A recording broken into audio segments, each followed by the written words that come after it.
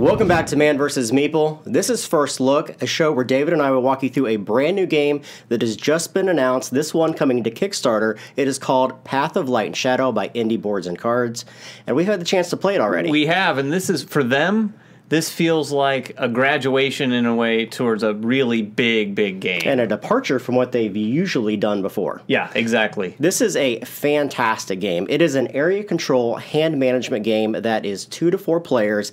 Has 1 miniature in the game. And this is a very big departure from most dudes on the map style games. Your miniature represents your guild. You'll be taking your miniature out across the board to various locations and conquering these locations. The locations have castles and towns and villages, all represented by a 3D miniature, which can be built and run through the course of the game. And to do all this, you're going to be using a hand of cards, which is represented by 5 different factions in the game. These factions have strengths and abilities and also synergies within each of the cards.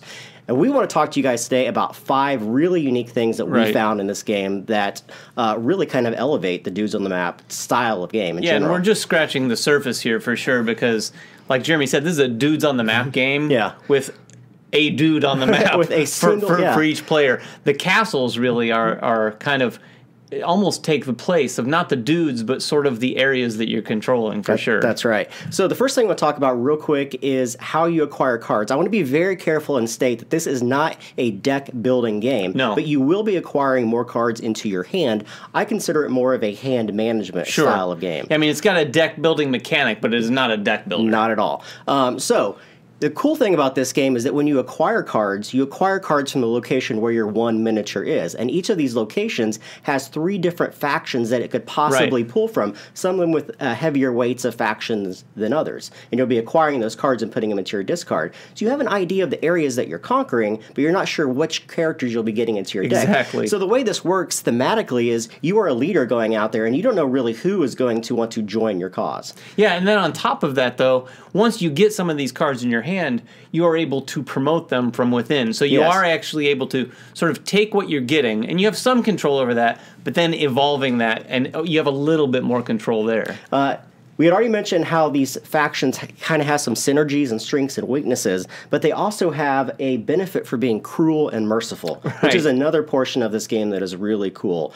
Throughout the course of the game, you can decide if you want to be a cruel leader or a merciful leader, and all these things tie into the cards. Several of the cards have different benefits if you are one of those 2 different things. Right, and then there are some cards even still that have both, which I really liked, because in a lot of these types of games, you don't want dead cards in your hand. You don't want dead cards, and sometimes you'll feel like, well, is cruel the right way to go, or is merciful? But in this game, I really think it's well balanced so that you can go either way and feel really satisfied. The other thing I really like about this game is the Rune Aspect. So you have this territory that has all these castles that are built up basically at the start of the game. And they have different values, from 16s being your strongholds down to villages and smaller ones which have 7 value. But through the course of the game, as you conquer these locations, they diminish in their worth. And you have to rebuild them through the course of the game. You may want to conquer a location, but then it makes it easier for other people to come in and conquer it back from you. Right, which makes it, like we were saying earlier, it's not like a dudes on the map game where you're putting more and more things out on the map. In this one, you're actually